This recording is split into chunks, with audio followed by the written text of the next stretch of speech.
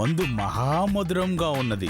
చుక్క చుక్కకి కిక్కు తలకు ఎక్కుచున్నది. దీని కొరికేనేమో అందరూ మానవ జన్మ ఎత్తవలనని తహతహలాడుచుంటిది.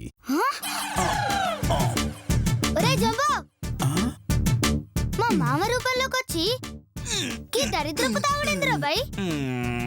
నేను ముందే చెప్పి తిని మందు పడనిచో నా ప్రాణం నిలవదు. నువ్వు ఈ వేషంలో తాగితే అందరూ మా మామ తాగుతుండనుకుంటారా? మరలైతే నీ రూపంలోకి మారి తాగమందువా? నాలుగు మారుతావా? వద్దురా బై, అసలే మనకి మస్తు బ్యాడ్ నేమ్ ఉన్నది. మళ్ళీ మందుకిట్లా తాగిందనుకో మా మామ చూసి చంపుతాడు.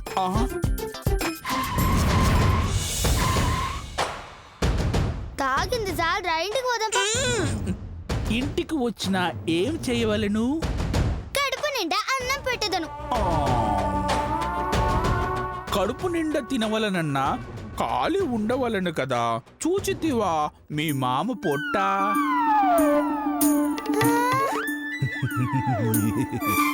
పాముల పుట్టవలే ఎలా ఉబ్బినదో. ఒరేయ్, ఇట్లా పీకల దాకా దాగి కూడి తినకుండా చస్తావురా. పిచ్చి బాలిక, తాగి చచ్చుటకు నేను మనిషిని అనుకుంటివా? కానీ నువ్వు తాగితే చచ్చేది మా మామరా. అదియూ నిజమే. అయినను మందు తాగిన వాడికి ముసలితనము రాదు తెలుసా? నిజమా? మందు తాగితే ముసలితనం రాదా? ఎందుకు? ముసలితనం వచ్చే లోపే చచ్చిపోయేదడు కదా. ఓర్ని తెలివి తగలయ్యా, ఇంట్లోకి పోదన్నాడు రా. ఈ సీసా తాగే వరకు నేను రాను. సరే, నీ జావు నువ్వు జావు. ఇగో మా మామ చేసం మాత్రం తీసేయరా. అటులని నువ్వు పొమ్ము. జల్దిరా.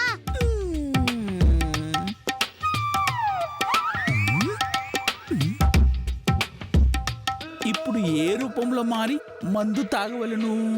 ఒరే తిక్క, ఈ ప్రేమ్గాడు గజ్జి తాగుబోతులా ఉన్నాడ్రా. అవునత్తా. రేయ్, వాడికి కాస్త తాగించి అనసూయ గీతల గురించి చెడుగా చెప్పి శ్వేతను వాళ్లే చెడగొడుతున్నారని రెచ్చగొట్టి పంపిస్తే ఆ శ్వేతని పిచ్చ కొట్టుడు కొట్టి గీతని శ్వేతని విడదీస్తాడు. అనసూయ మొహం చూడకుండా చేస్తాడు.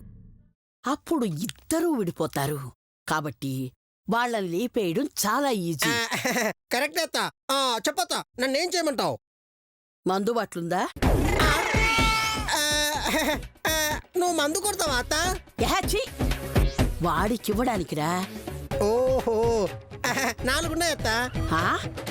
4 నీ దగ్గర ఎందుకు పెట్టుకున్నావురా? ఒకటి పగిలితే ఇంకోటి పనికొస్తుందని. సరే, 2 బాటిల్స్ తీసుకుని పద. నువ్వు ఇంకేమన్నా చెప్పాలా? ఇంకేమన్నా అబద్ధం చెప్పాలనుకుంటే చెప్పేయి. నేను చూడాలనుకుంటున్నాను నన్ను మోసం చేయడానికి నువ్వు ఎంత నీచానికి దిగజారగలవు అని.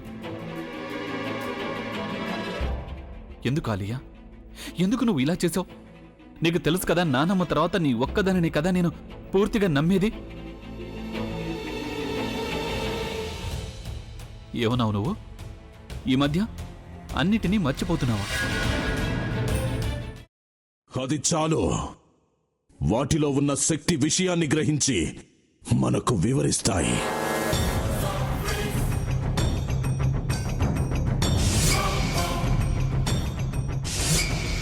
ఎవరు ఆ దండ విప్పొద్దు, గది తలుపులు తెరవద్దు.